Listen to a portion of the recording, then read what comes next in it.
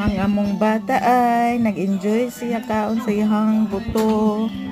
If you want your child to be quiet and just stay put, hala, bigyan mo siya ng buto. At ngunguyain niya lang yan. Nag-enjoy na siya dyan. Parang wala akong bata sa lap ko. Kasi kumakain pala siya. Doon ko lang na-realize na, may nginunguya pala ang bata. Kaya tahimik. Nakaupo lang. Ayan, nag-observe kung anong ginagawa ng mga ate niya. Pero may nginunguya siya. Paborito niya yan. Yan? Enjoy eating palangging. You almost finished the bone. I guess gustong-gusto niya yan kasi nga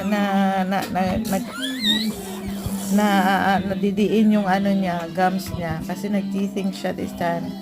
At the same time, malasa yung manok kaya happy eating.